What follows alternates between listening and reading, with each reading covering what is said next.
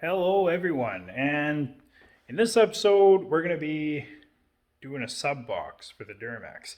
I just got back from town.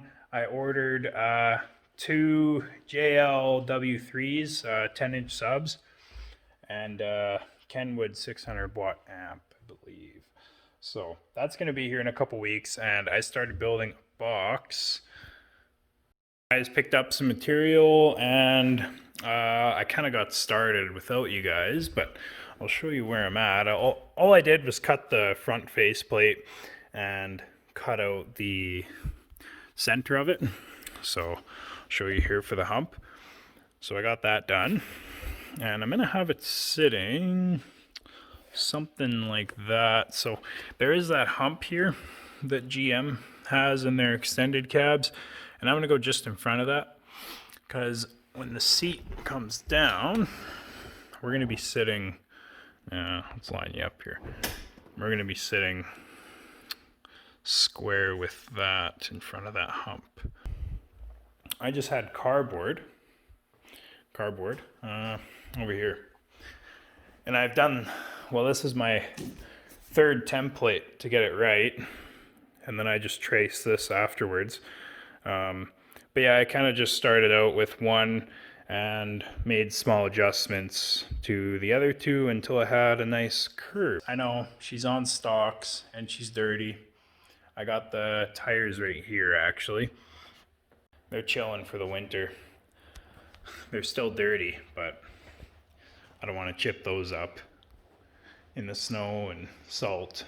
Back to the box. Get that in place. Now I gotta measure out the side pieces. So right now I'm just starting with the framework. So I'm gonna go ahead and build these side pieces, and I might even rip another piece on the table saw for the back. So I'll update you when that's done. Okay, here's the update, guys. Sorry, I got a little carried away, but the faceplate's getting there. Yeah, the fitment's complete. It fits nice, and we got our side pieces done. So I have this butting up the back of the faceplate, and same thing on the back. I also cut out a slot here. I turned on my phone light so you guys can see, for the wiring to run through to a platform, and the amp's going to be sitting on that. So your wiring can come through. I'm going to run it behind and probably tuck under here and go down the running board and up as where it need be. But yeah, so as far as the faceplate goes, I am gonna port this box. So here's the ports. I was just looking at some old carpet there and seeing how it's gonna sit in, and it looks like it'll wrap around that nice. I did chan for these. The chamfer bit goes a long ways in your edges, so that's their router bits are expensive, but they're definitely worth buying. And same with this side and the edges too. The outer edges I ran a chamfer bit around. So right now I'm just trying to figure out what I want to do here. I have some plexiglass and I have some LED strips on the way from Amazon there. So I'm gonna try and make some sort of plexiglass backlit kind of faceplate here, but I don't know what to do, if strips or yeah. So I'm gonna figure that out. So I ended up going with just kind of following the curvature of the faceplate, and I did some sketching and stuff, and this is what I came up with. So I'll bondo up the sides out here, and the plexiglass is actually going to be sitting underneath it. So say this is it, and just in the center though, and then the lights are going to be sitting beneath that yet, backlighting the plexiglass, and this is going to be wrapped in black vinyl. Okay, so I just want to show you guys how I make two pieces that are identical, and I just take a flush cut bit on the bottom, line up your bearing with your first piece, your good piece, your nice cut piece, and your rough cut piece on top. I left like, I don't know, a little bit of a lip all the way around my cut. It was just a quick jigsaw run. And then, yeah, this will ride up against the bearing and trim it down nice and flush for you all the way around. Anyways, I'm going to now start cutting out my plexiglass. Okay guys, so I got plexiglass cut here for this. I kind of did the same thing I did when I was cutting the second piece for this. I just did a rough cut of the plexiglass around the outside of this with the jigsaw. Make sure you use a plastic cutting jigsaw blade instead of a wood one, because it'll just chip and crack. Right now I just left it stuck together, two-sided tape. And then, yeah, so I did a rough cut, and then I took a flush trim bit with the routing table, the one that's on there actually, and I just went around, let the wood ride on the bearing, and then the bit just took it off nice and flush. So I haven't done the other one yet. I also took just a nice, I guess, angle rounded edge bit and went around, so give it a nice look. Anyways, I abandoned the face plates for now. I assembled all this. The box, finally, I got it all planned out. So I got plastic in here and tape, and I'm ready to do fiberglass. And right now I'm just getting the mat all ready and cut out, and then I'm going to start glassing in. I'm going to go ahead and do that, and I'll get back at you when the glass work is done. It might be a little messy, but I got a Dremel and some different sanding techniques I'm going to use to clean up that glass after it hardens, but I'll let you guys know how it fares out. Okay, so I got the fiberglass done. It turned out okay. I did miss a couple spots where I should have wetted it a little more, but it's nice and strong, so that's good. And it'll seal up nice, but you won't see that once I get the sub-mounting plate on. I put the amp rack in, and or I guess that's not really the amp rack, where the amp sits. And then as far as these go, I'm just trying to figure out what I'm doing here with this. The backlight, I did take the router and run it underneath where this sits, so it'll backlight this plexiglass nice. And yeah, I just put some of the extra vinyl I had laying around the edges, and I'm masking them off, and I'm gonna do some Bondo edges up here. I was gonna make another template, I guess you could say, around this of wood, but I was looking online and the Bondo idea is a little better. Then you're not working with such a thin piece of wood, so that's where I'm at with that. And yeah, I'll mask the other one, and I'm gonna mix up some Bondo.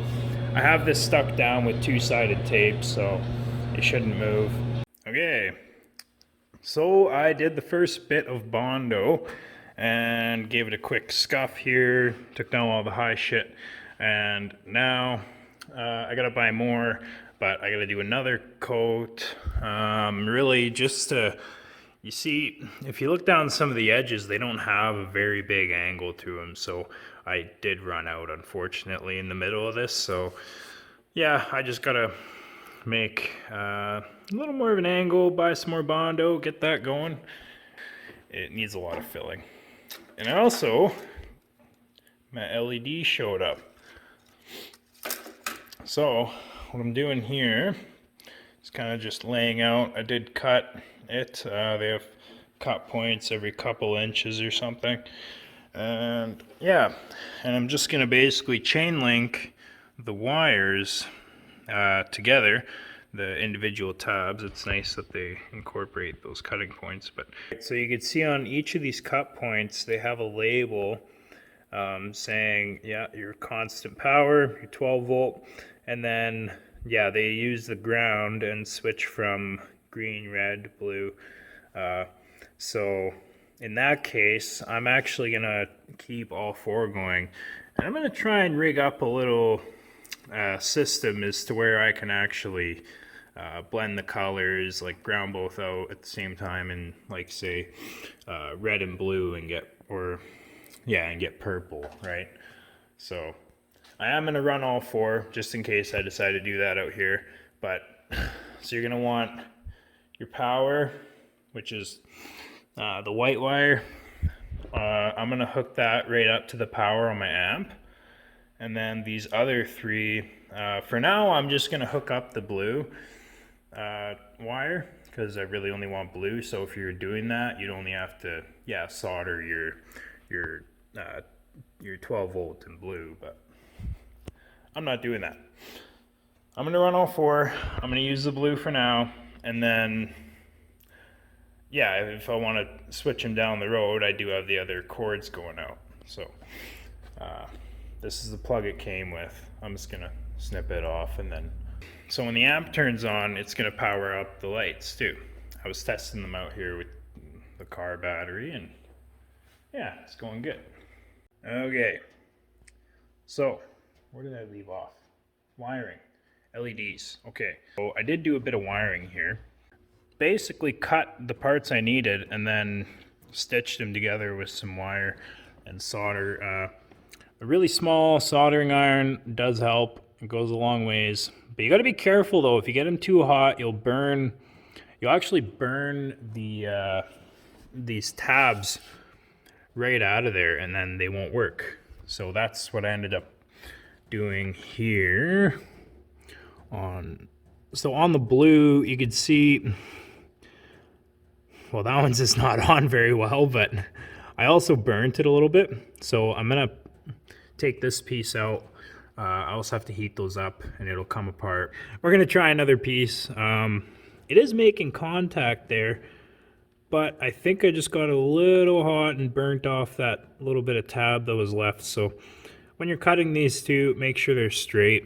This was just a spare piece and I thought it would work, but obviously that blue tab is just a little too small to take the heat. So, and on the box, I do got a couple holes drilled, fit my wiring through, and that's gonna come out, and I'm gonna run it along here nice, and then I'm probably gonna splice them together over here. The leads should be long enough for that, and then I'll run it down here and to my amp.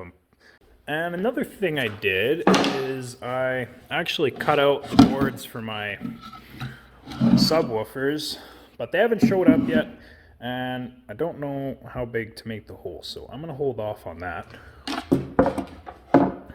Alright, I was just editing the videos and they turned out to be a lot longer than I thought they would be, so I'm gonna go ahead and make this a two-part series for the sub box.